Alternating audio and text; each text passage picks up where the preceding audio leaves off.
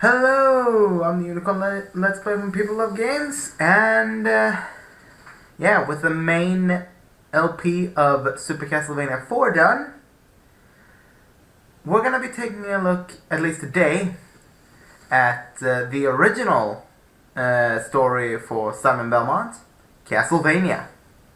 So, let's just go ahead and turn on the game here.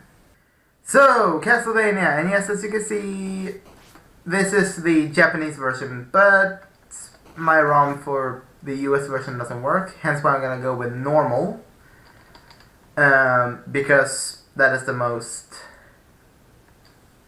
basic, I guess. Basically normal is what we got. So,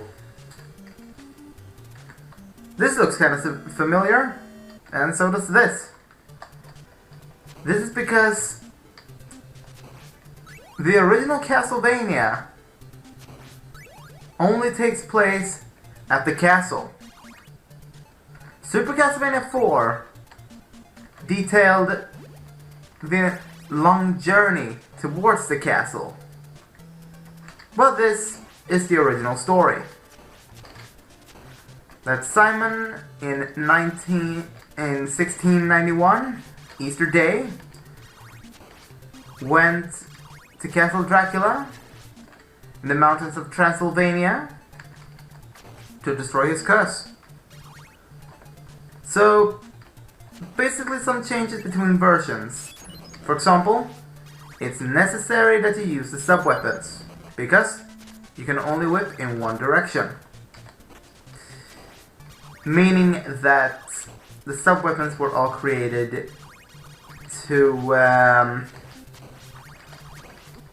give the player the extra help, because the whip could only hit what's right in front of them.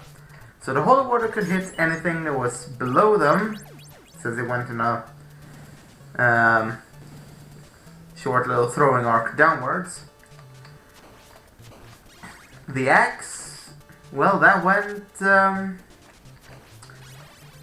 in a arcing pattern straight above you, letting you hit enemies that were diagonally ahead of you. The clock, just like in number 4, freezes time. And, well, the dagger and the boomerang could hit what was out of range for your whip.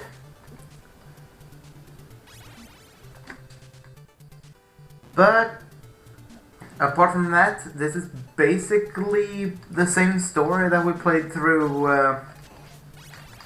that we've been playing through the past weeks.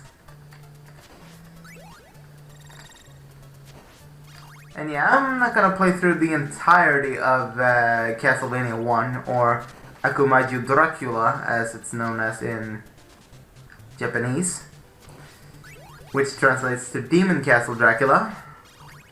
But yeah, like I said, I'm not gonna play through that, the entire game in this video, just a little bit of it. And I just now realized that this sub-weapon is not the best one. But yeah, when it comes to story, this is the same story as Super Castlevania 4, or Super Castlevania 4 is the same story as this one. Some gameplay differences is basically the whip can only hit what is directly in front of you. And yeah, the only change here in the Japanese version is also that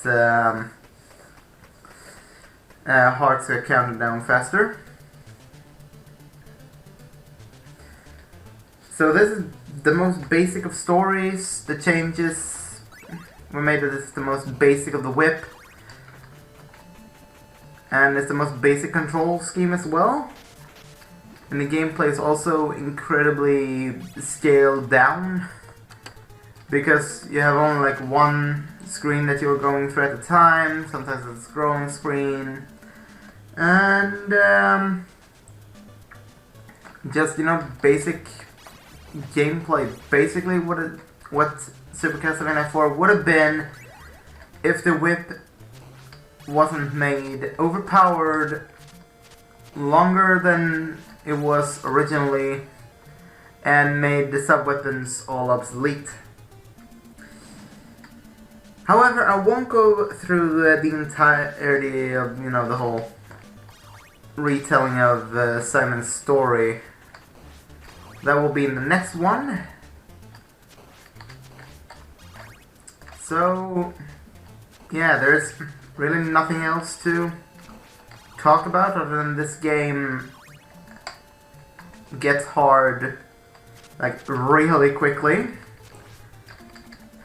Sure, during the first 2 levels, they still take it a bit easy on you. Level 3 can be a bit difficult, but level 4, that's basically the castle level or later castle level difficulties.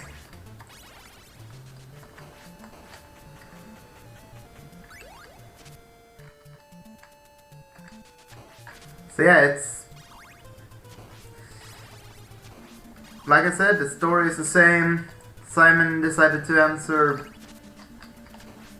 the call for him as it was his turn to destroy Dracula using the magical whip of his family. Apart from that, the story is the same, but of course I will go through the entirety of the story next week when I go through the entirety of the timeline. And that whole thing will be mainly audio, so yeah, you will have to wait a bit for that one. But yeah, if someone asks me, like, oh, which version should be played, like, if you want to go with the original releases for, like, every major event in the timeline, this is the one to go with, considering that the other ones were just retelling, so they're not really the same story. But yeah, that's gonna be it for this video. I think I've gone through enough of the whole CastleVania story, or at least the story of the first CastleVania on the NES. I talked about the changes, mainly that the whip is the most basic and the sub-weapons are more useful. The gameplay is a bit different, considering that you can't... if you remember in CastleVania 4, when you jumped, you could turn around midair, but here you can't. If you move and you jump, that's the way you're going. So you basically had to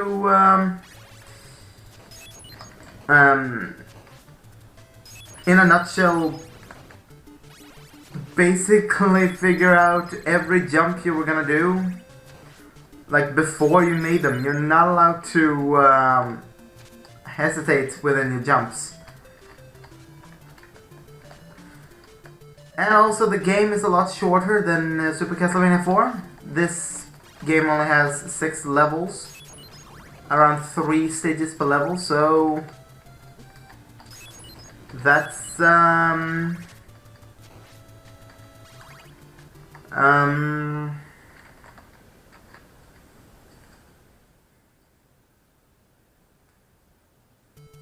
that's basically 18 stages in this game, compared to, I don't know how many stages were in